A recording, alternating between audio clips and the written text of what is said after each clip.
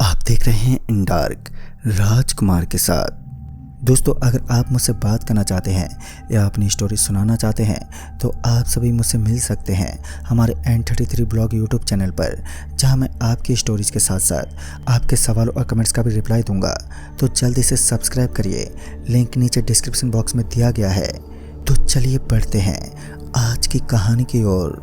दोस्तों, रूह कपकपा देने वाली ये घटना रमेश सिंह रावत की है। कभी कभी हमारे आसपास बुरी शक्तियाँ अक्सर मंडराती रहती हैं, लेकिन हमें उनका आभास नहीं होता। हमारी इस पृथ्वी पर कई सारी ऐसी अनेक जगहें पाई जाती हैं, लेकिन कई जगहों पर भूत प्रेत का मौजूद होना हमारे लिए तो एक आम बात है। लेकिन जिनके साथ ये घटनाएं होती हैं वही इस खौफ को जान सकते हैं। ये घटना रमेश की है, जो सफ़र के दौरान इस घटना से मुलाकात करके आया था। कहते हैं कि रात में सफ़र करने से पहले हमें एक बार किसी जगह के बारे में ज़रूर पता कर लेना चाहिए कि उस जगह का माहौल कैसा है। लेकिन रमेश इन सब बातों से बिल्कुल अनजान था। वो शाम की बस पकड़कर हैदराबाद के लिए रवाना होने वाला था। चूँकि रमेश को लंबे सफ़र करने का काफ़ी अनुभव था, तो उसने रास्तों पर ज़्यादा गौर नहीं किया। धीरे धीरे पश्चिम दिशा की ओर सूर्यास्त होने लगा था और रमेश अपना सारा सामान लेकर उस जगह पर पहुंच गया जहां से उसे बस के अंदर दाखिल होना था। फिर उसे पता चलता है कि बस तो कब की निकल चुकी है। रमेश बस स्टैंड पर खड़ा यही सोच रहा था कि अब वह इस लंबे सफ़र को आखिर किस प्रकार से अंजाम देगा। यही सोचते सोचते रमेश ने अपने कपड़ों से भरी हुई उस भारी भरकम बैग को उठाया और वापस अपने घर की ओर चल पड़ा। लेकिन तभी उसे एक लाल कलर की बस आती हुई नजर आई। लेकिन अब दुविधा तो ये थी कि क्या ये बस लंबे रूट पर चलने वाली थी या फिर किसी गांव तक ही सीमित थी। यही जानने के लिए रमेश उस बस के कंडक्टर के पास पहुंचा और रमेश ने जब उस कंडक्टर से पूछा तो उस कंडक्टर ने कहा कि यह बस लंबे सफ़र को अंजाम देने ही वाली बस है, लेकिन इस बस को काफ़ी दहशत भरे रास्तों से गुजरना पड़ता है। पहले तो रमेश उस कंडक्टर की बातों को समझ नहीं पाया। बाद में उस कंडक्टर ने रमेश को बस में बैठने का इशारा किया, जो कि वह बस हैदराबाद के लिए निकलने वाली थी। जिस वजह से रमेश भी बिना कुछ सोचे समझे उस बस के अंदर दाखिल हुआ। तभी उसके फ़ोन पर एक मैसेज आया। उस मैसेज में उसकी पहली वाली बस की बुकिंग कैंसिल के बारे में था, और जब रमेश ने ऑनलाइन टिकट बुक करवाई थी तो उसके पैसे फिर से उसके अकाउंट में डिलीवर कर दिए गए। ये सब देखकर रमेश को थोड़ी राहत की सांस भी मिली, क्योंकि उस बस का किराया काफ़ी ज़्यादा था। और उस बस का किराया इतना ज़्यादा होना एक लाजमी सी बात थी, क्योंकि वह बस एक लंबे रूट की बस थी। जब रमेश उस दूसरी बस के अंदर पहुंचा तो उस बस की कंडीशन काफ़ी अच्छी लग रही थी। जब रमेश ने उस बस को बाहर से देखा तो वह सिर्फ खटारा लग रही थी। लेकिन अब वहीं जब राजेश ने इस बस के माहौल को अंदर से देखा तो उस बस की शानदार कंडीशन के आगे रमेश तो मानो बहुत चक्का रह गया। रमेश को एक सीट पर बैठाया गया, लेकिन फिर रमेश ने ऊपर वाली बर्थ पर बैठना ही बेहतर समझा। उसने ऊपर वाली सीट को बुक करवाया और ऊपर की सीट पर पहुंच गया, क्योंकि यह सफ़र बहुत ही ज़्यादा लंबा और बहुत ही मुश्किल था, जिस कारण इस सफ़र को कंप्लीट करने में रमेश को करीब 10 घंटे का वक्त लगने वाला था। लेकिन अब जो भी हो, आज रमेश को बस मिल ही गई। वह उसके लिए काफ़ी खुशी की बात थी। रमेश अभी अपनी सीट पर लेटा लेटा फ़ोन में टाइम काट ही रहा था कि अचानक किसी ने रमेश को आवाज़ लगाई।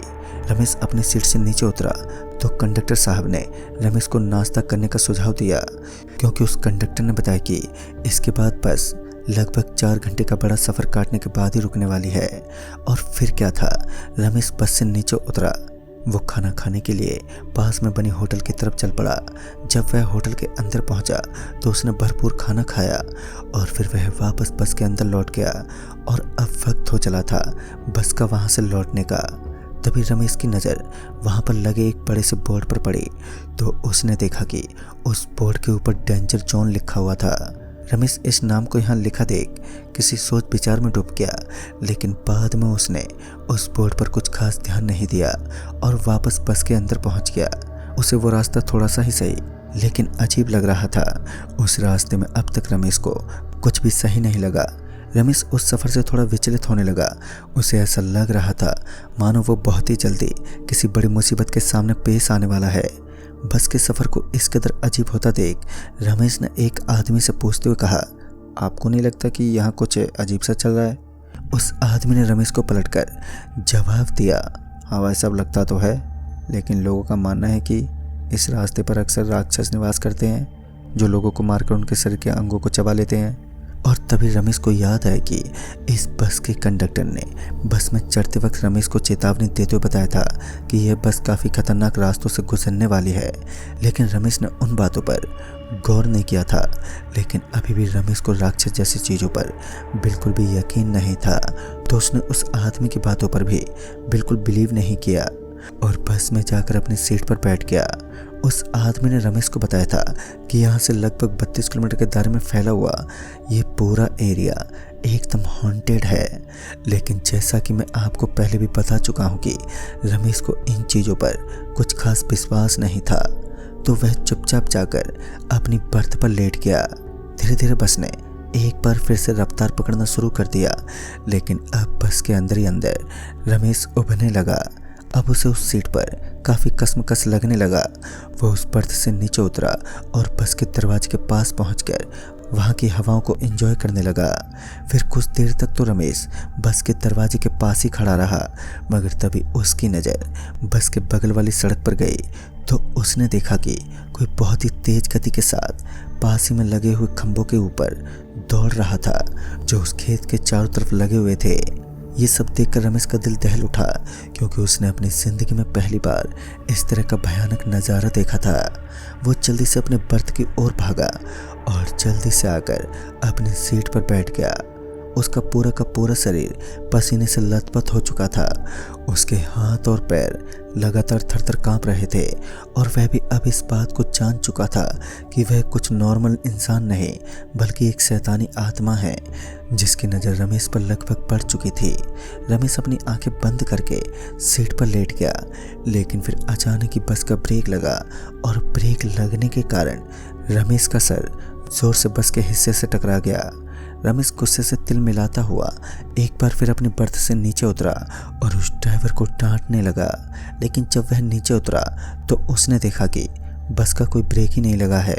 बस अभी भी अपनी पूरी रफ्तार के साथ हाईवे पर दौड़ रही थी और रमेश की गालियां सुन बस का कंडक्टर भी रमेश के पास पहुंचा और रमेश पर भड़क पड़ा। उस वक्त रमेश के पास बोलने के लिए कोई भी शब्द नहीं थे, जिस कारण वह बिना कुछ बोले वापस अपनी बर्थ पर जाकर लेट गया। रमेश के मन में काफ़ी सवाल चल रहे थे, जैसे कि उन खंभों पर दौड़ने वाला वह इंसान कौन था और साथ ही बस में ब्रेक लगा था, लेकिन बाकी के यात्रियों को महसूस क्यों नहीं हुआ। रमेश समझ ही नहीं पा रहा था कि आज उसके साथ हो क्या रहा है। रमेश ऊपर की सीट के बजाय नीचे पड़ी एक खाली सीट पर जाकर बैठ गया और इस बार बस को एक जगह पर रोका गया। बस के अंदर एक आदमी और एक औरत दोनों साथ चढ़े और बस में चढ़ने के बाद वह दोनों एक साथ रमेश की सीट के पास पहुंचे। रमेश को लगा कि शायद यह उन्हीं की सीट है, जिस कारण वह इस सीट को छोड़कर सीधा अपने ऊपर की बर्थ पर जाकर बैठ गया। डर तो उसे अभी भी लग रहा था, लेकिन थोड़ी ही देर के बाद रमेश का सर एक बार फिर उस बस के हिस्से से टकराया। इस बार उसका सर इतनी ज़ोर से टकराया था कि वह गुस्से से लाल होता हुआ उस बस के ड्राइवर पर बरसने लगा। मगर अब रमेश की यह अजीब हरकतें देख वह बस का कंडक्टर रमेश के पास पहुंचा और रमेश को धक्का मारते हुए बस से नीचे उतार दिया। अब तो रमेश पहले से भी ज़्यादा दुविधा में फंस गया था।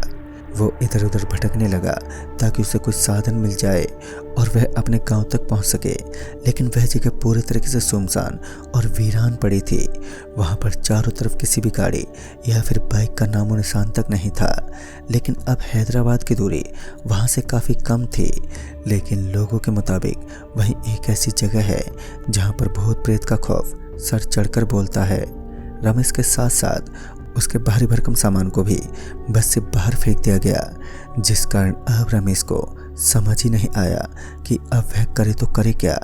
फिर उसने आज की रात उसी सड़क के किनारे बिताने का फैसला किया, क्योंकि उसके सामान के अंदर कंबल के साथ साथ काफ़ी और भी चीज़ें थीं और उन्हीं के कारण वह आज की रात सड़क के किनारे बिता सकता था। उसने सड़क के किनारे पर अपना बिस्तर लगाया, जहाँ पर एक बड़ा सा चबूतरा बना हुआ था, और फिर रमेश अपनी आंखें बंद करके वहीं पर नीचे लेट गया। लेकिन तभी उसे ऐसा लगने लगा कि कोई बार बार उसके चारों तरफ चक्कर काट रहा है। रमेश को उस बस कंडक्टर पर काफ़ी ज़ोरों का गुस्सा आ रहा था, क्योंकि उसने बीच रास्ते में रमेश को उसके सामान समेत बस से नीचे धकेल दिया। फिर रमेश अपनी कंबल हटाकर चारों तरफ देखने लगा कि आखिर कौन बार बार उसके चारों तरफ चक्कर काट रहा है, लेकिन वहाँ पर तो कोई भी मौजूद नहीं था। रमेश इधर उधर देख ही रहा था कि उसने देखा कि एक बूढ़ी अम्मा अपने हाथ में एक बड़ी टॉर्च लेकर रमेश की तरफ ही बढ़े जा रही थी। इससे पहले कि रमेश उस औरत से कुछ पूछ पाता, वह सिर्फ कुछ ही पलों में रमेश के एकदम सामने आकर खड़ी हो गई। रमेश का चेहरा एकदम सफ़ेद पड़ने लगा, क्योंकि उसके सामने खड़ी वह औरत असल में कोई औरत नहीं थी, बल्कि एक आदमी था जिसके लंबे लंबे बाल थे और वह एकदम सफ़ेद पड़ चुके थे और साथ ही उस आदमी का वह रूप भी काफ़ी अजीब था। उसने स्त्रियों के कपड़े पहन रखे थे। फिर वह अजीब सा प्राणी रमेश के चारों तरफ चक्कर काटने लगा और फिर अचानक वह अजीब सा शैतान एकदम से उछलकर सामने वाले खंभे पर चढ़ गया। तब जाकर रमेश को याद आया कि यह तो वही भयानक आत्मा है जो कुछ देर पहले उन खंभों पर भटक रही थी। और अब रमेश भी समझने लगा कि आज उसका यहाँ से बचकर निकलना काफ़ी मुश्किल होने वाला है, लेकिन शायद उसकी किस्मत को यह मंजूर नहीं था। वह सड़क पर से गुजरने वाले किसी साधन की राह देख रहा था, लेकिन काफ़ी देर बीत जाने के बाद भी वहाँ से कोई भी गाड़ियाँ या फिर बाइक गुजरी ही नहीं। मगर तभी उसे पीछे की ओर से एक गाड़ी का हॉर्न सुनाई दिया और गाड़ी का हॉर्न सुनते ही उसने अपना बैग उठाया और वो सड़क के बीचों बीच खड़ा हो गया, क्योंकि वो जानता था कि अगर वह यहाँ पर कुछ देर के लिए और रुका तो फिर यह राक्षस उसे वैसे ही ख़त्म कर देगा। मगर उसकी किस्मत अच्छी थी कि उस गाड़ी वाले ने सामने से गाड़ी रोकी और फिर रमेश की मजबूरी को समझते हुए उसने रमेश को गाड़ी में बैठा लिया और इस तरह रमेश वहाँ से किसी तरह बचकर निकल गया। लेकिन रमेश अपने साथ हुए इस हादसे को कभी भी भूल नहीं पाया। दोस्तों, आज भी ये हादसा उसके दिल में बसा हुआ है। इसीलिए कहते हैं कि हमें कभी भी बिना कुछ सोचे समझे गलत कदम नहीं उठाना चाहिए। तो दोस्तों, इस कहानी में बस इतना ही।